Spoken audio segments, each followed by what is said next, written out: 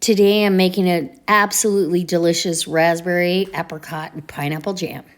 Well, hi guys, welcome back to Linda's Pantry. So today I'm going to be making another jam for you, and the bulk of the recipe is coming from the ball book here. I'm going to be adding another fruit to the mix though. I tried this and it's so delicious, and you don't need pectin, so this is a no pectin jam. It's the best for sauces. It's the best for toast, for thumbprint cookies. It is really delicious. And if you'd like to see a recipe for thumbprint cookies made with this, let me know. But we're gonna do, this is the apricot light jam, and we're doing it with the dehydrated apricots. And I've already put 2 cups of these in here, covered them in water, and these were in the fridge till they rehydrate, and now they're nice and plump, just like an apricot that you would pick off the tree. Those are what we're gonna cook down first. I'm gonna add, and it calls for crushed pineapple, but I'm gonna be adding raspberries, and ripe raspberries are always on my shelf, always at the peak of ripeness, because they picked them, they froze them, they freeze dried them, then now we're good to go anytime I need them. So I'm gonna rehydrate while I'm cooking the apricots down about a cup of raspberries. And it doesn't take very long. I am gonna run these through because they do have some seeds in them. So I am gonna run this through the food mill to get as much of the seeds out as I can. So come on in, let me show you how to make this jam. Let me show you how easy it is. And it is so delicious. And of course today, we're gonna be using 4 jars lids. As always, 4 jars for the win. And there's a link to their website in the description box. There's also a coupon code. If you put Linda's Pantry, all one word, no apostrophe, you'll get 10% off your complete order. And I believe $60 or more, you're getting free shipping as well. Best prices on the market for jars, lids, cute tea towels. I'm standing on an anti-fatigue mat that they make that is by far the best mat I've ever stood on. And I had to stand on mats for a living for a long time. So, all right, come on in, let's do this. This is my setup. So the steam canner, I just put water in it. I've got my measuring cup with water and my 4 jars lids. They're gonna sit there and get hot with the jars that just came out of the dishwasher, nice and hot. I turn the burner on so it can do its thing. I make sure that the vent hole is sticking out this way. So this keeps my jars sanitary, ready to use, hot and ready to use. And I actually don't need to turn that on just yet, but I'm gonna get my pot for the jam going. So this is how much these swell up. I had 2 cups in here, and they just get pretty big. They swell right up. Okay, turn that back on, and we'll get that going. And you're gonna cook these until they become soft enough to mash with a potato masher, or from experience, I know that I'm gonna have to use the immersion blender and get after them. But I am gonna cook them probably, and the juice that's in there is full of flavor as well. So I'm probably gonna cook these for at least, half hour, 45 minutes before, just so they're soft. They're not soft right now.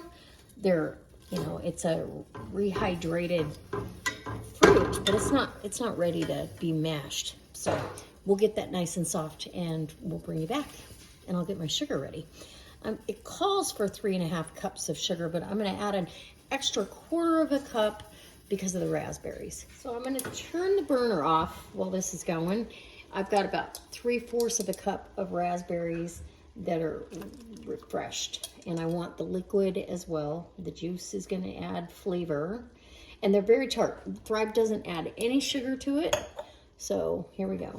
We're just gonna run this through the food mill to get all the pulp and the juice, and leave the seeds behind.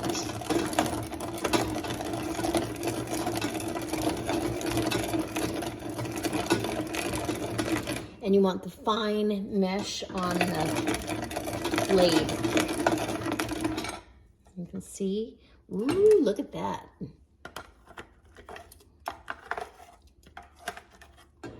All that pulp, it's beautiful. It makes such a good jam. And I use these raspberries all the time with yogurt or just by themselves. I'll refresh them with a little monk fruit sweetener or honey. And I'll have that as my fruit snack at work at lunchtime, you know.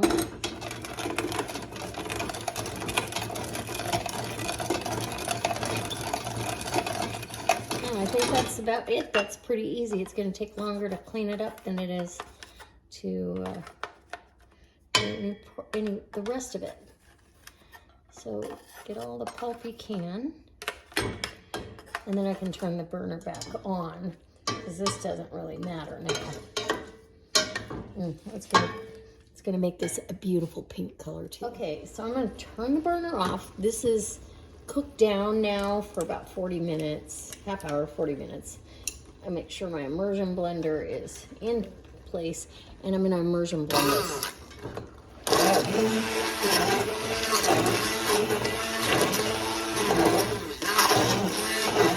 And that's how this is gonna go. As soon as it's done, I will bring you back. So I have everything has been pureed together, as you can see. And it's a beautiful pink color. We're gonna add the rest of the story here. We want 2 tablespoons of lemon juice. And you wanna use bottled lemon juice with 5% acidity. It always says bottled lemon juice. So if it doesn't, you assume that it's that. Unless it says fresh, please use bottled. And I see one apricot there that did not get pureed quite as good. So it's gonna be a big old bite. Okay, and I've got 3.5 cups of sugar. I know it looks like a lot of sugar, but it's really not. This is jam, you're not eating. Yeah, I'm gonna turn the burner back on. And sugar liquefies. And I use a whole can of crushed pineapple juice and all. It says drained, but there's no reason to drain it. We've actually dehydrated most of the moisture off the apricots, so I really don't want to dehydrate that. And oh my gosh, look at this, beautiful, beautiful.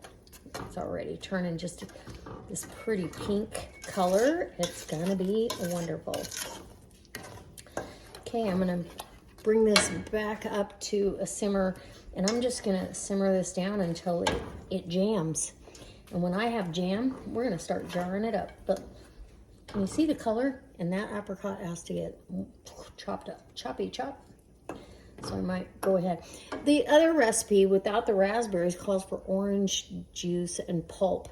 And I'm not putting that in there at all. So we're doing raspberry instead of the orange. So good. There's another one that I like to do that actually has brandy in it. It's delicious. Okay, so now we're ready to start jarring the jam up. And I've got my hot lids right here. I'm just gonna get my paper towel in there. It's sugar on here. I don't really need vinegar. If I was dealing with fats, I might use vinegar on the towel, but hot jars. Look at that jam. And this went for at least a half hour. It's just beautiful. If you don't have the color you want, you can add one of 2 things, in my opinion. You can add food coloring if you'd like, or a different additive would be raspberry jello. Fried raspberries are just that. They're just raspberries. You want 1/4 inch of headspace, and so I actually need a little bit more. Not much, about that much of that apricot right there. Okay, now wipe the rim of your jar. I don't want to cheat anybody out of any jam. So nice to make jam with no pectin. It's not an added expense. And Put your lid, your 4 jars lid, your ring, fingertip tight, and there you go. Look at that gorgeous, gorgeous jam. It's like a jewel. Let's put it in the water bath or the steam canner. You can use a water bath canner. You want to put it in the steam canner and wait for the rest of the jars. So I'll go ahead and scoot this hot one over, and we'll rinse and repeat. And I'll probably, oh yeah, it's already getting thicker and thicker, so it's going to be perfect. I wish I had a little window to see how close I was to the 1/4 of an inch, but okay, next jar, and wipe the rim, 1/4 of an inch of headspace. Headspace is super important. It's going to give you the correct seal, the vacuum, everything. These are going to be in the steam canner. Once the steam canner comes up to the correct zone for my altitude, they'll be in the steam canner for 10 minutes, and then they'll have to rest in there for an additional 5. I make it more like 10. Anyway, we're going to get the rest of these filled. Okay, guys, it is done. These have been sitting here for about, I don't know, 10 minutes. I had the lid kind of to let all the steam out and let them acclimate a little bit. But they came out beautiful, so pretty, and let's see, everybody's already sealed. So 4 jars for the win, for the seal. And sometimes your rings will loosen up. I don't like crank them back down, but I don't want to pick one up and have the ring come off tomorrow and break a jar. So you might see me go, oh, see that one's loose. I'll just twist it lightly because that jar is extremely hot. So that's my canning session. Now I'm gonna scooch you back a little bit so you can see. Sorry about that. There you go. And then this was, so it made 6 half pints plus this one. And I could have jarred this up in a 4-ounce jar, but then you wouldn't be able to see. So it's been sitting here, but look at this. I wanted you to see the consistency. This is jam, and it's still slightly warm, but that's my jam. Look at that, no pectin. Okay, now I think there's enough that I can just take a little taste test for you. Oh my gosh. First hit is raspberry, and then you get a subtle hint of the apricot, and the pineapple lends that tartness you can't quite pinpoint, but that raspberry, it's not overpowering at all. It's just absolutely wonderful. So I do hope that you try this. It's a delicious recipe, and yeah, anyways, 4 jars. Thank you for always sending us the best lids for our canning sessions. And again, go check it out in the description. I've got a link, and I'll see you next time for another delicious recipe using some of this jam. So I hoped you enjoyed this recipe. It's super easy, and it is so, so delicious.